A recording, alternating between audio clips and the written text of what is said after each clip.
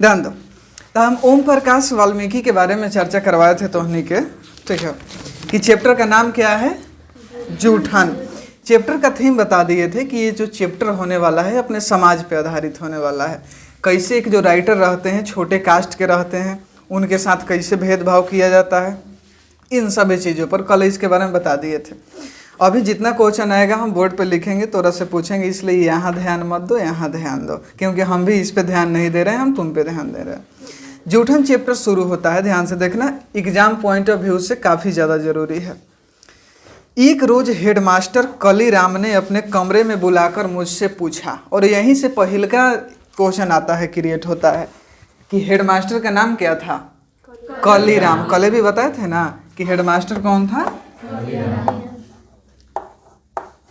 Kaliram. Headmaster Kaliram अपने क्या जी कमरे में बुलाकर पूछता है कि क्या नाम है बे तेरा, ओम प्रकाश। राइटर बोलते हैं कि ओम प्रकाश। ये बात कब की है, जब ये स्कूल में पढ़ रहे थे। हेडमास्टर बुलाता है और बोलता है कि नाम क्या है बे तेरा, ओम प्रकाश। मैंने डरते डरते धीमे स्वर में बताया। हेडमास्टर को देखते ही बच्चे सहम जाते थे। पूरे स्कूल में उनकी दहशत थी। मतलब हेडमास्टर ऐसा थे कि जिनसे पूरा स्कूल डरता था। और वही क्या करते हैं, ओम प्रकाश वाल्मीकि को बुलाते हैं, पूछते हैं तेरा नाम क्या है बे। ओम प्रकाश जवाब देते हैं कि ओम प्रकाश। ठीक है, हेडमास्टर का नाम क्या था, कलीराम। चूहड़े का है, हेडमास्टर का दूसरा सवाल। चूहड़े, चूहड़े जानते हो, चूहड़े का है मतलब एक जाति होता है, जमुना के अपने गांव देहात में क्या बोलते हैं, जो चूहा वूहा का करता है, मुसहर बोलते हैं। हेडमास्टर बोलते हैं कि चूहड़े का है, तो ये बोलता है कि हाँ ठीक है, वह जो सामने शीशम का पेड़ खड़ा है उस पर चढ़ जाओ और टहनियाँ तोड़ के झाड़ू बना ले। पत्ते वाली झाड़ू बनाना और पूरे स्कूल को ऐसा चमकाना जैसे शीशा। मतलब हेडमास्टर अब इनको काम देते हैं कथी का, झाड़ू लगाने का। किसको, ओम प्रकाश वाल्मीकि को। तेरा तो खानदानी काम यही है, जा फटाफट काम पे लग जा। हेडमास्टर बोलता है कि तेरा तो एक खानदानी काम है। किसको बोलता है, ओम प्रकाश वाल्मीकि को, ठीक है, झाड़ू लगाने के लिए। हेडमास्टर के आदेश पर मैंने कमरे बरामदे सब साफ कर दिया। तभी वे खुद चलकर आए और बोले कि इसके बाद तुमको पूरा ग्राउंड साफ करना है। मतलब पूरे स्कूल को साफ कर दिया गया है। फिर मास्टर जी क्या बोलते हैं, ग्राउंड साफ करना है। लंबा चौड़ा ग्राउंड मेरे वजूद से कई गुना बड़ा था। मतलब जो राइटर थे उस समय क्या थे जी, एक छोटे स्कूल में पढ़ रहे थे तो छोटे ना होंगे। ये बता रहे हैं कि जितना बड़ा फील्ड था मेरा वजूद नहीं था कि हम उसको साफ कर सकें, जिससे साफ करने में मेरी कमर दर्द करने लगी थी। धूल से चेहरा सिमट गया था, मुंह के भीतर भी धूल घुस गई थी। मेरी कक्षा के बाकी बच्चे पढ़ रहे थे और मैं झाड़ू लगा रहा था। यहाँ पे समझिए कि जैसे यहाँ पे हो रहा है कि झाड़ू लगाया जाता है, ठीक है, लेकिन ओम प्रकाश से कब झाड़ू लगवाया जा रहा है, जब सारे बच्चे पढ़ रहे हैं और उस समय इनसे झाड़ू लगवाया जा रहा है। मतलब कहीं ना कहीं गलत हो रहा है, ऐसा है कि नहीं है। ठीक है, हेडमास्टर अपने कमरे में बैठे थे, लेकिन निगाह मुझ पर टिकी हुई थी। पानी पीने तक की इजाज़त नहीं थी। पूरा दिन झाड़ू लगाता रहा। तमाम अनुभवों के बीच इतना काम मैंने कभी नहीं किया था। वैसे घर में मैं भाइयों का लाडला था। मतलब ये जो ओम प्रकाश वाल्मीकि थे क्या थे, भाई में अपने छोटे थे और एक दुलारा सा थे, और कभी काम ऐसा किए नहीं थे। ये बता रहे हैं कि ये मेरा पहला अनुभव था। दूसरे दिन भी स्कूल पहुँचा। हेडमास्टर जी ने झाड़ू फिर से थमा दिया। पूरे दिन झाड़ू लगाता रहा। मन में एक तसल्ली थी कि अगले दिन पढ़ाई को मिलेगी। ये कौन कह रहे हैं, ओम प्रकाश। अच्छा, ये सब एक फिक्शनल कहानी है, मतलब बनाया गया है कि रियलिटी है, क्योंकि आत्मकथा है। कल हम बताए थे कि आत्मकथा है, इसमें एक शब्द भी आपको नया नहीं मिलेगा। जो भी राइटर के ऊपर घटी है घटनाएं वो सब मिलेगी। तो अगले दिन भी जब राइटर पढ़ने जाते हैं तो क्या होता है, अगले दिन भी झाड़ू लगवाया जाता है। इनको थोड़ा सा लगता है कि कल पढ़ने को मिलेगा, लेकिन ऐसा होता नहीं है। तीसरे दिन भी मैं चुपचाप जाकर कक्षा में बैठ गया। थोड़ी देर बाद उसकी दहाड़ सुनाई दी। उनकी दहाड़ सुनकर मैं थर थर कांपने लगा। किसकी दहाड़ सुनकर कौन कांप रहा था, कलीराम का सुनकर कौन कांप रहा था, ओम प्रकाश। कलीराम कौन था, हेडमास्टर। एक त्यागी लड़की ने चिल्लाकर कहा, माँ साहब वो बैठा है कोने में। ये कोने में बैठे थे कि आज हम झाड़ू नहीं लगाएंगे, लेकिन एक जो कौन सा लड़का है, त्यागी लड़का। त्यागी मतलब होता है एक त्यागी परिवार होता है, जिससे जाति होती टाइप से शायद बोलते हैं। वो बोलता है कि माँ साहब वो वहाँ बैठा है, मतलब मास्टर साहब बोलता है। हेडमास्टर ने लपक कर मेरी गर्दन दबोच ली। यहाँ से तुमको सब्जेक्टिव में क्वेश्चन लिखवाया जाएगा कि मास्टर ने किसकी गर्दन दबोच ली? ओम प्रकाश। हेडमास्टर ने लपक कर मेरी गर्दन दबोच ली, उसकी उंगलियां मेरी गर्दन पर बढ़ रहा था जैसे कोई भेड़िया बकरी के बच्चे को दबोच कर बैठा है। कक्षा से बाहर खींचकर उसने मुझे बरामदे में पटक दिया। चीख कर बोला, ला पूरे ग्राउंड में झाड़ू मार। ठीक है, और क्लास में से उनको गर्दन में हाथ लगाया जाता है और कहाँ फेंक दिया जाता है? बरामदे में, कि तुमको झाड़ू लगाना है। कल भी इस पर चर्चा किए थे। भयभीत होकर मैंने 3 दिन पुरानी शीशम की झाड़ू, यहाँ से तुमसे अगिल का सवाल आएगा कि झाड़ू किसका था? अच्छा, शीशम का झाड़ू कैसे बनता है? शीशम माने शीशो, इसका झाड़ू कैसे बनता है? चाहे कैसे बनाया होगा वो? हाँ, जो छोटा पतला पतला दाढ़ी टाइप का होगा उसी से बनाया होगा, इसे भी बन जाता है ना। तो शीशम का झाड़ू था, क्वेश्चन आएगा थोड़ा से। मेरी तरह उसके भी पत्ते सूख चुके थे। जिस प्रकार ये काम करते करते थके थे, परेशान थे रोज रोज के, इससे झाड़ू का पत्ता भी सूख चुका था। सिर्फ बची थी पतली पतली टहनियाँ। मेरी आंखों में आंसू बहने लगे। रोते रोते मैंने पूरे ग्राउंड में झाड़ू लगाया। स्कूल के कमरे की खिड़की से दरवाजे से मास्टर और लड़कों की आंखें छिप छिप कर तमाशा देख रही थी। मेरा रोम रोम यातना की गहरी खाई में लगातार गिरता जा रहा था। राइटर बोलते हैं कि जब हमें ग्राउंड में झाड़ू लगा रहे थे तो जितने सारे बच्चे थे और मास्टर थे वो क्या कर रहे थे? छुप छुप कर हमें देख रहे थे। एग्जाम्पल समझो, तो नहीं कभी स्कूल में अगर मुर्गा उर्गा बना होगा तो जो नहीं बनता है लड़का वैसा उसको अच्छा लगता है, चाहे जो मतलब मान के चलो जो ऐसे बच गया है और तुम मुर्गा उर्गा बने हो, चाहे बाहर तुम पिटा रहे हो। जैसे स्कूल में पहले, आज तो पता नहीं, पहले होता था कि लड़के गलती करे तो क्लास से बाहर निकल के ग्राउंड में मारता था सब। मास्टर कहेगा कि यहाँ से वहाँ ले दौड़ो तब मारेगा, बोलो ऐसे। चाहे कान धके उठ बैठ करो, 100 बार करोगे कि 50 बार, तो नहीं करोगे तो मारेंगे। तो इस हिसाब से देखते होगे कि तुम अगर बच जाते होगे तो तुमको एक खुशी महसूस होती होगी, तुम उसको देखते होगे कि यार ये कैसे हो रहा है। उसी प्रकार ओम प्रकाश के साथ हो रहा है। ओम प्रकाश वाल्मीकि जब झाड़ू लगा रहे थे तो सब लोग उनको देख रहे थे कि ये क्या कर रहा है वैसे। ठीक है, मेरे पिताजी अचानक स्कूल के पास से गुजरे। अब यहाँ से सब्जेक्टिव में एक ट्विस्ट आता है और सब्जेक्टिव में क्वेश्चन लिखवाने वाला आता है। मेरे पिताजी स्कूल के पास से गुजरे। मुझे स्कूल के फील्ड में झाड़ू लगाकर देखकर ठिठक गए, मतलब रुक गए। बाहर से ही आवाज़ देकर बोले, मुंशी जी क्या कर रहा है?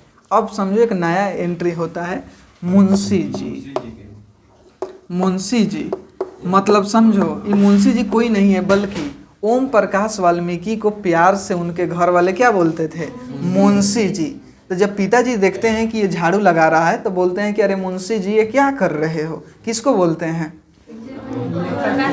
ओम प्रकाश वाल्मीकि को। अच्छा सुनो, जब एक पिता इस टाइप से देखेगा कहीं और करेगा तो उस समय तुम्हारा क्या सिचुएशन होता, क्या करता? चाहे अगर इस टाइप से कर रहे हैं, इसके बाद देखो क्या है, हम आगे पढ़ाएंगे, लेकिन सोच के देखो इसके बाद क्या सीन हुआ होगा, ये क्या किए होंगे? रो रहे होंगे। फिक्स है कि कोई भी अगर इतना परेशानी में हो, उसका अपना कोई इस टाइप से देखे, जरूर व्यक्ति रोएगा। अब देखो क्या करते हैं, वे प्यार से मुझे मुंशी जी कहा करते थे। हो गया क्लियर? उन्हें देखकर मैं फफक पड़ा, मतलब ही रोने लगे। फिक्स हो गया। वे स्कूल के मैदान में मेरे पास आ गए। मुझे रोता देखकर बोले, मुंशी जी रोते क्यों है? ठीक से बोलो क्या हुआ है? वो पूछते हैं कि क्या हुआ है? मेरी हिचकियाँ बंध गई थी, मतलब इतना ज़्यादा रो रहे थे कि इनको होता है ना वो कि कुछ बोल नहीं पाना रोते रोते, इस टाइप से इनका था।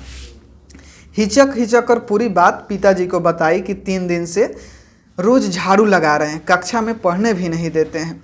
पिताजी मेरे हाथ में झाड़ू छीनकर फेंक दी। उनकी आंखों में आग की गर्मी उतर आई थी। हमेशा दूसरों के सामने कमान बने रहने वाले पिताजी की लंबी लंबी घनी मूछें गुस्से से फड़फड़ाने लगी थी। चीखने लगे, कौन सा मास्टर है जो मेरे लड़के से झाड़ू लगवा रहा है? और इतना एक पिता देखेगा तो उसका रिएक्शन होबे करेगा।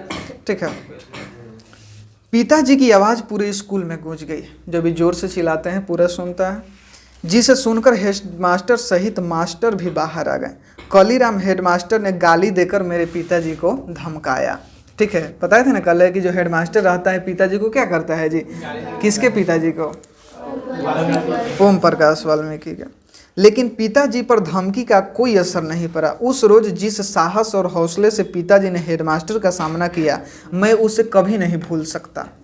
मतलब देखो, ये इस टाइप से बोल रहे हैं क्योंकि ये एक छोटे तबके के लोग थे जो हमेशा सताया जाता था। लेकिन उस दिन जब ओम प्रकाश जी देखें कि हमारे पिता किस हिसाब से एक हेडमास्टर से लड़ रहे हैं, इसीलिए बोल रहे हैं कि हम ये कभी नहीं भूल सकते। आगे क्या होता है, मेरी माँ मेहनत मजदूरी के साथ साथ 8-10 तगाव के घर पर क्या करती है जी, साफ सफाई का काम करती है। नया एक पैटर्न, यह क्वेश्चन आता है कि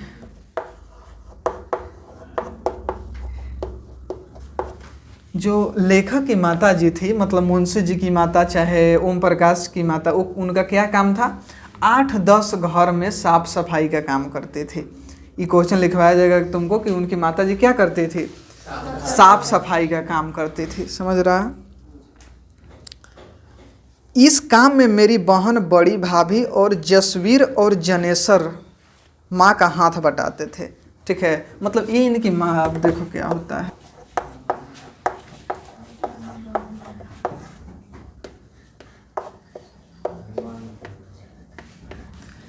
जसवीर और जनेसर, ये दो गो भाई हैं, किसके, ओम प्रकाश वाल्मीकि के। अभी तक क्लियर क्या करते हैं, क्या हुआ। हेडमास्टर का नाम था कलीराम, झाड़ू बनाया गया था, ये थी ओम प्रकाश वाल्मीकि को प्यार से क्या कहा जाता था, मुंशी जी। उनकी माता क्या काम करती थी, झाड़ू, घर में साफ करने का काम करती थी। और कितने घर में पूछेगा था, 8-10 घर में। ठीक है, उनके भाई का क्या नाम था, जसवीर और जनेसर, ओम प्रकाश जी के भाई का नाम था। ये बोल रहे हैं कि जो मेरी माता जी काम करती थी, तो इसके अतिरिक्त उसमें मेरी भाभी भी साथ देती थी, मतलब वो भी साफ सफाई का काम करती थी। और इसके अतिरिक्त मेरे भाई जसवीर और जनेसर भी उनका साथ देते थे। मतलब आप समझ रहे हैं कि एक छोटे तबके का परिवार है, साफ सफाई का काम कर रहा है। ठीक है, बड़ा भाई सुखबीर, 2 भाई नहीं था, इनका ज़्यादा भाई था, सुखबीर। जो बड़ा भाई था इनका सुखबीर था। अभी तक के अनुसार ये व्यक्ति 4 भाई बहन हो, 4 भाई हो गए हैं। 3 गो यहाँ, एगो खुद ओम प्रकाश वाल्मीकि। सुखबीर, जसवीर और जनेसर, ये कौन है, भाई हैं इनके। जो सुखबीर है वो क्या करता है जी, सुखबीर देखो क्या करता है, क्या है, हाँ, बड़ा भाई सुखबीर तगाव के यहाँ वार्षिक नौकर की तरह काम करता है। मतलब सुखबीर तगाव मतलब होता है किसी बड़े घराने में, और क्या जी करता है जी, नौकर का काम करता है। इतना हो गया। प्रत्येक तागा के घर से 10 से 15 मवेशी सामान्य बात थी। अब देखो, तागा मतलब जो होता है जो माल उल पोसता है, उसका बात यहाँ पे किया गया है। उनका गोबर उठाकर गांव से बाहर कुड़ियों पर या फिर उपले बनाने की जगह डालना पड़ता था। इन लोगों का काम क्या था जी, जो 8-10 घर में थे, साफ सफाई के अलावा गोबर फेंकने का भी काम होता था। प्रत्येक घर से रोज 5-6 टोकरे गोबर निकलता था। सर्दी के महीने में यह काम कष्टदायक हो जाता था। गाय बैल और भैंस को सर्द से बचाने के लिए बड़े बड़े दलानों में बांधा जाता था, जिसमें गन्ने की सूखी पत्ती या फूस बिछाया जाता था। ये टोनी का जानता है, टोनी के गांव से, हम लोग गांव से रिलेट करते हैं, तो पता है कि ठंडी के दिन में अगर किसी के पास मवेशी है, गाय बैल भैंस है, तो उसको कैसे बांधा जाता है। उसमें क्या जी, गन्ना का जो पतलो जिसे बोलते हैं उसको लगाया जाता है, चाहे और भी चीज़ें लगाई जा सकती है। वो हो जाएगा।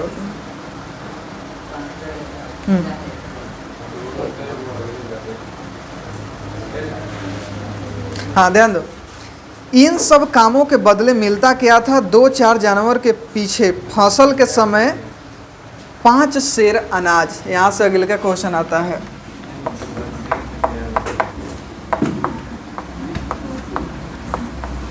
कितना अनाज मिलता था इन सब काम के बदले, 5 सेर अनाज। अब 1 सेर में क्या कितना किलो जानते हैं, कुछ नहीं जानते, कोई दिक्कत नहीं, ज़रूरी नहीं है, अब पूछ लेना कभी। हाँ, इतना तुमको क्वेश्चन में ज़रूरी है कि 5 सेर अनाज मिलता था। टाइम कितना हुआ, हाँ, ये नहीं कि पढ़ाने लगे फिर बाद में एग्जैक्ट 32 हो गया, 5 मिनट में ओवर करेंगे इसको। हाँ, इसमें कितना देर की रिकॉर्डिंग हुआ है? सलाई में, इसका मतलब 15 मिनट पहले नहीं हो रहा था। हाँ, ध्यान दो।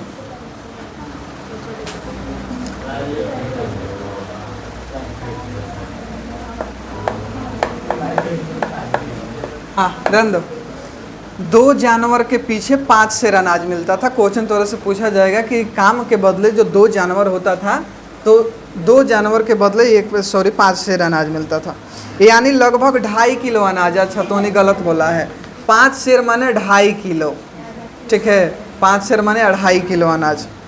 10 मवेशी वाले घर से साल भर में 25 सेर अनाज मिलता था, मतलब 12 से 13 किलो।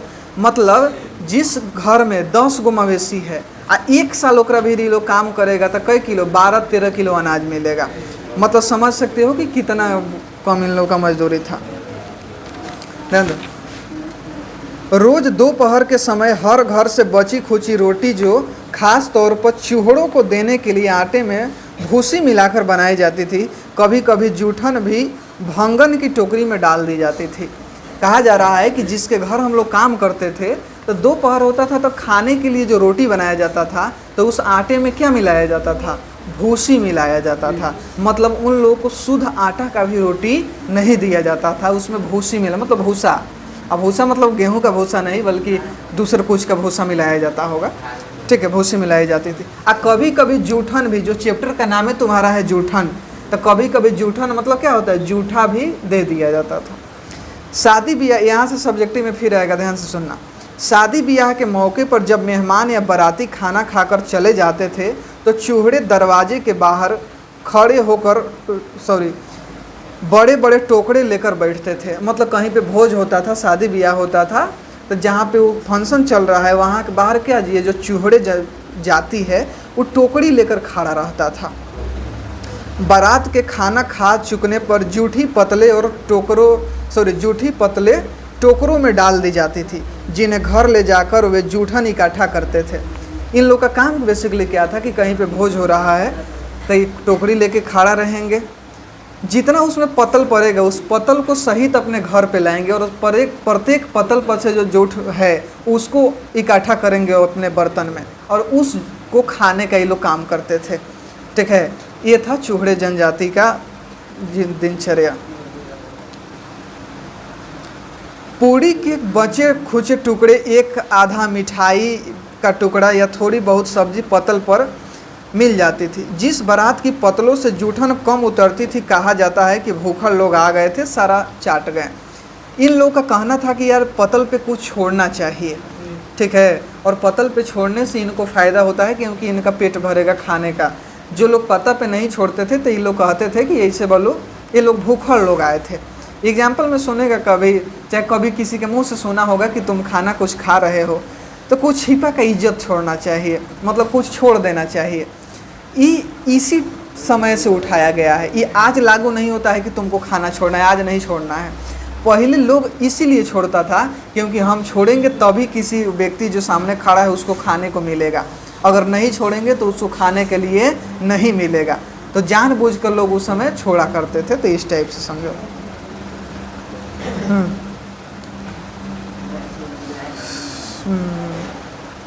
अक्सर ऐसे मौके पर बड़े बूढ़े ऐसी बारातों का जिक्र रोमांचक लहजे में सुनाया करते थे। उस बारात से इतनी जूठन आई कि महीनों खाते थे। पतलों से जो पुड़िया टुकड़े एकत्र होते थे उसे धूप में सुखा लिया जाता था। मतलब मान के चलो अगर ज़्यादा हो रहा है ना, ठीक है, ज़्यादा इकट्ठा हो रहा है, खड़ा होगा धीरज कुमार। पत्ता पर जो पूड़ी होता था उसको उठाकर वो लोग क्या करते थे, ठीक है, ठीक है, और नहीं अगर ज़्यादा पूड़ी इकट्ठा हो जाता था तो क्या करते थे, नेक्स्ट करो, ज़्यादा पूड़ी इकट्ठा हो जाता था तो क्या करते थे, अच्छा दे देते थे।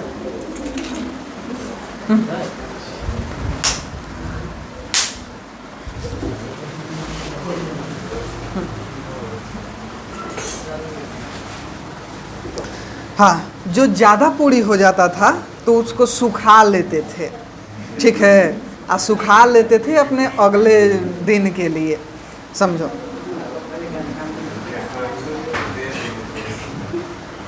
क्या जी हम,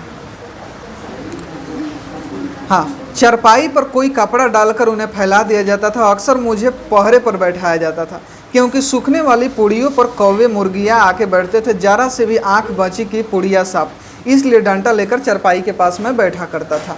लेखक बता रहे थे कि जब ऐसा ऐसा होता था, जब पूड़ी को सुखाया जाता था तो हम सबसे छोटे थे, हमको चरपाई के पास बैठाया जाता था कि पूड़ी लेकर कोई कौवा चाहे चिड़ै चाहे लेकर कहीं भागे नहीं। मैं वहाँ पे रखवारी काम करता था इस टाइप से। वे सूखिया बरसात के समय कठिन दिनों में बहुत काम आती थी, ठीक है। ये पूड़ी जो बचता था इसका काम कब होता था? बरसात के दिन में। बरसात के दिन में इनको कोई काम भी नहीं मिलेगा, खाना इनको नहीं है, तो यही जो सूखी पूड़ियाँ बची है इन्हीं से अपना जीवन चलाते थे। उन्हें पानी में भिगोकर उबाल लिया जाता था। उबली हुई पूड़ियों पर मिर्च और नमक डालकर खाने में बड़ा मज़ा आता था। समझ रहे हो ना? ये कह रहे हैं कि जो पूड़ी बचता था सुखा कर उस समय पानी में डालकर उसमें नमक मिर्च लगाकर बहुत अच्छा लगता था खाने में, ठीक है। मतलब इनके लिए वो अच्छा था, क्योंकि अगर ये नहीं था तो वो कुछ भूखे मर जाते। तो इस हिसाब से आपको सिर्फ एक कहानी नहीं सुनना चाहिए, समझना चाहिए इसके कंटेक्स्ट को कि राइटर जो आज इतना बड़ा राइटर बन चुका है, जिसके बारे में हम लोग पढ़ रहे हैं और जिसका जीवन कहाँ से उठकर कहाँ गया है, ठीक है, तब वो व्यक्ति। और आज हमारे समाज में ऐसा है कि अगर लड़का को थोड़ा सा दिक्कत होगा कहेगा नहीं आज बाहर भाग जाएंगे बोलो, ठीक है। घर के लोग तो तनका कुछ कह दिए तो कहा कि ना अब बोलो बाहर बोलो थोड़े रहेंगे, बोलो बाहर चल जाएंगे, नहीं पढ़ेंगे। एक व्यक्ति समझ रहा है कि इतनी कठिन परिस्थितियों में कैसे अपने आप को संभाला और इतना बड़ा बना कि आज हम लोग उसके बारे में पढ़ रहे हैं, ठीक है।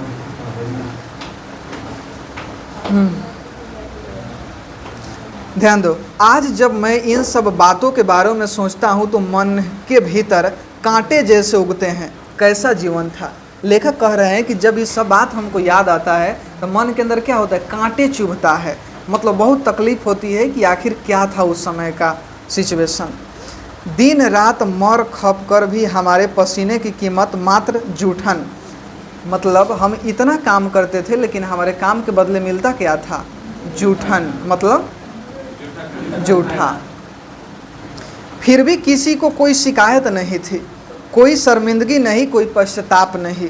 जब मैं छोटा था तो माँ के साथ जाता था पिताजी का हाथ बटाने। तगाओ के खाने को देकर अक्सर सोचा करता था कि हमें ऐसा खाना क्यों नहीं मिलता है। आज जब सोचता हो जी मितलाने लगता है। मतलब उस समय जो खाना को हम सोचते थे कि खाना ऐसा मिल जाए, आज उस खाने के बारे में सोचते हैं तो जी मिचलाने लगता है। मतलब क्या होने लगता है? उल्टी होने लगता है। जैसा खाना पहले खाते थे, मतलब खाते नहीं थे, तरसते थे खाने के लिए कि कोई जूठा भी छोड़ दे तो हम खा लेंगे, और वैसा खाना आज सोचते हैं तो जी मिचलाता है। मतलब समझ सकते हो कि उनका सिचुएशन बदल चुका है काफ़ी। अभी पिछले वर्ष मेरे निवास पर सुखदेव सिंह त्यागी का पोता सुरेंद्र सिंह आया था। अब समझो यही त्यागी परिवार है जो इनके साथ इतना भेदभाव करता था। यहाँ से एक बदला वाला सीन कुछ देखने को मिलेगा। पिछले सुखदेव सिंह त्यागी का पोता, क्वेश्चन थोड़ा से आएगा कि इनके घर पे कौन आया था? लिखवा, सुखदेव सिंह त्यागी का पोता जिसका नाम था सुरेंद्र सिंह। सुरेंद्र सिंह था। किसी इंटरव्यू के सिलसिले में गांव से मेरा पता लेकर आया था। रात में रुका। मेरी पत्नी ने उसे यथासंभव अच्छा खाना खिलाया। खाना खाते समय वह बोला, भाभी जी आपके हाथ का खाना बहुत जायकेदार है, हमारे घर में तो ऐसा खाना कोई नहीं बना सकता। उसकी बात सुनकर मेरी पत्नी खुश हुई, लेकिन मैं काफ़ी देर तक विचलित रहा। देखो, ओम प्रकाश वाल्मीकि कहते हैं कि जब मेरी पत्नी खाना खिलाती है तो वो बोलता है कि भाभी आपके जैसा खाना मेरे घर में कोई नहीं बना सकता। इस बात को सुनकर भाभी तो खुश हो जाती है, भाभी मतलब ओम प्रकाश की पत्नी, लेकिन जो ओम प्रकाश वाल्मीकि है वो सोचने लगते हैं, वो अपनी पुरानी बातों को याद करते हैं। और कौन सा बात? वही सब बात था जब यही सुखदेव सिंह का परिवार इनको जूठन देता था, खाने के लिए नहीं देता था, और आज उसी का लड़का आकर यहाँ बड़ाई कर रहा है। तो जो शादी हुआ है वो उनकी पत्नी तो नहीं न जा रही है कि क्या क्या इनके साथ भेदभाव हुआ है, लेकिन इनको तो पता है, तो इसलिए सोच में पड़ जाते हैं कि आखिर एक समय था जब इसी का परिवार हमको ऐसा करता था और आज यही लड़का आकर क्या कर रहा है, मतलब इसलिए क्या हो जाते हैं, विचलित हो जाते हैं। हैं अभी आया नहीं है, हो सकता है दे दे कहें। ठीक है, बचपन की घटनाएं दरवाज़ा खटखटाने लगी, मतलब बचपन में जो घटनाएं हुई थी सब याद आने लगी इसका बात सुनकर।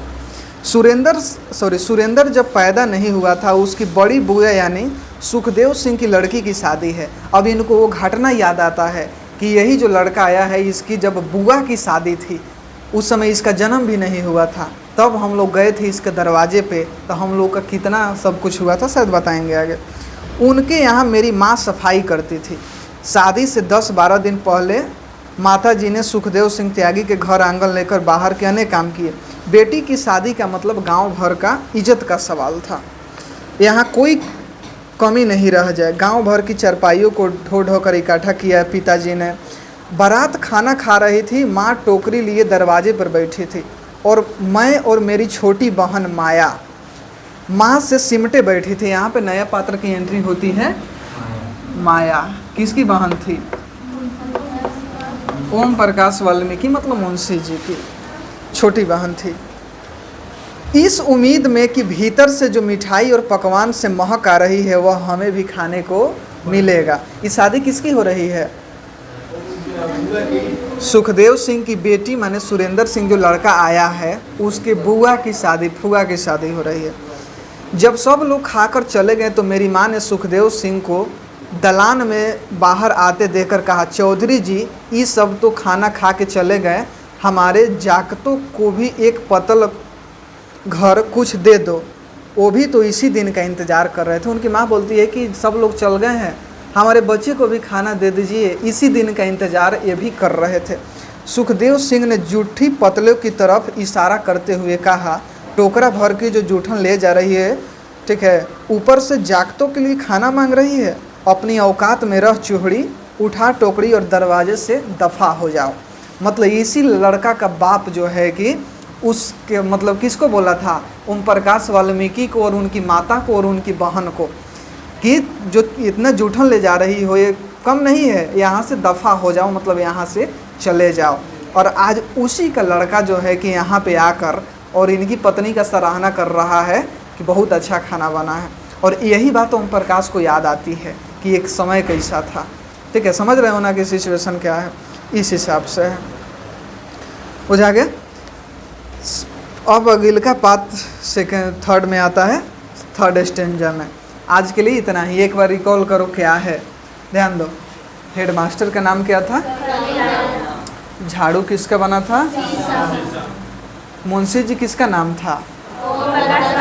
ओम प्रकाश वाल्मीकि। ओम प्रकाश वाल्मीकि की छोटी बहन कौन थी?